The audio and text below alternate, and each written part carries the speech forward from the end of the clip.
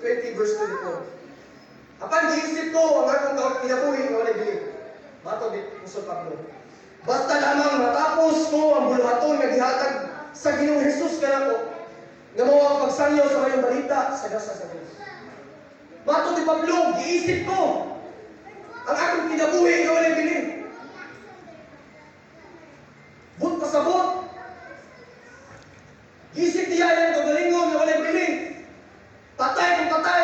Basta lamang na mahatod ang mensahe sa Diyos na ito sa mga tao wala pang kay kasilino. Giisip ni Apostol Pablo nga walay bili ang iyang kinabuhi. Mapatay man sa pagwali sa mayong balita. Nasayod siya nga dunay ganting nga iyang maangkon. Si Apostol Pablo nakulong. Si Silas. Ban siya mga kaubanan, daghang mga kanang mga ingon matong taliya sa dahan nagsabi na sa pulong sa Ginoo. Pirmi na milagro ang iyang kinabuhi. Pirmi na milagro ang iyang kinabuhi. Pero giisip niya ang iyang kabulingon na malibili. Kung kaya gusto ko niya ang mga tao makailan na sa Ginoo. Maidoon na sa Ginoo.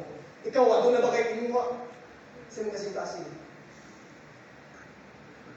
Ikaw, ano na ba kayo gugma? Sunod sa mga kasing-kasing. Namuwali sa kayong balita. Nato sa mga tao wala ka makailan na Ginoo. Namang yung nabakong sa purpose of kumong nga nung ni si Jesus Christ. Pagpangita, kalimutan ako. Pagdapit sa mga tao, makasala o dili perfecto. Pagbalik sa kayong balita nga, hadulang pagbalik sa Ginoo. Kung ananin mo ang dugma sa Diyos, batiro sa nimo kung unsa ang kabugaton ni Ginoong Hesus. Batiro nimo kung unsa kadako ang dugma sa Diyos.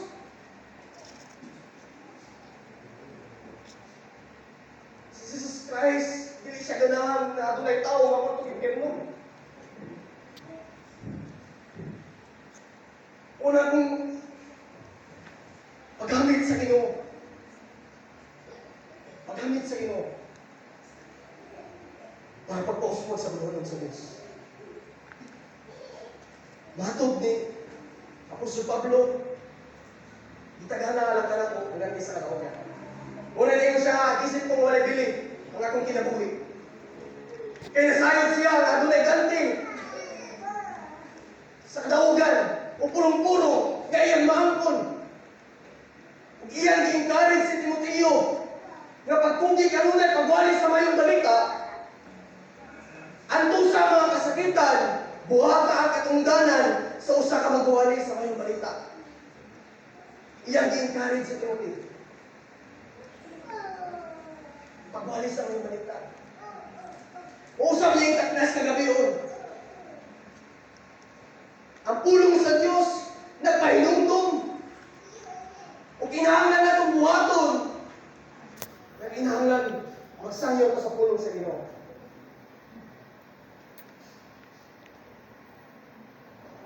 In 1 Corinthians chapter 2, verse 1 to 5,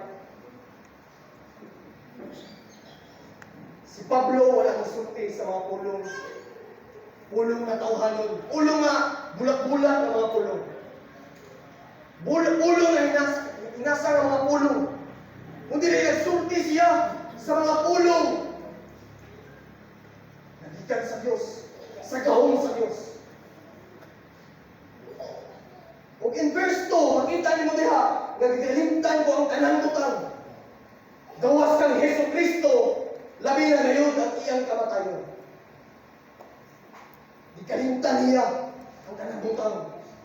Sa pagsunod niya, kang Ginoong Hesus.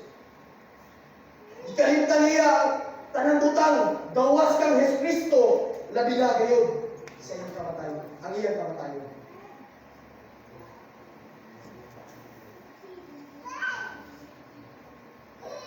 Matutog sa 2 Corinthians chapter 4, verse 11, 8 to 11. Matutog di Pablo, bisan sila gilutos, gidagbalan, sa makataghan, uhapit na sila, mga makay, kanunay ni milagro ang ilang kinabuhi, pagwali, lamang sa mayong balita, apan sila nagpapadayon, upay sugon sa pagwali sa mayong balita. Kita usahay kay mureklamo ka. Bubali sa mayong balita, mureklamo ka. Ladyo ka ito nga ito, pastor.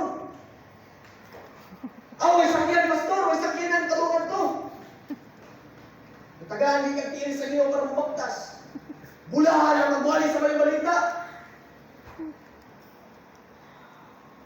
Katong naglakaw sa pulo, naglakaw nga muwali sa mayong balita, bulahan itong mga tawanan. Matod sa pulo sa Diyos. Amen. Kita usahay mo rin lang utang, magpupunta. Kapoy ni magpanangyaw. Kapoy ni magpagamit sa Ginoo. Napabala din eh. Igsuon kung nakigugma.